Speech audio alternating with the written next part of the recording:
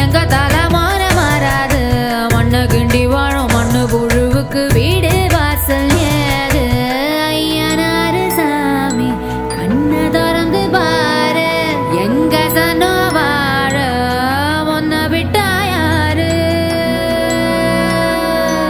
எதிர்கா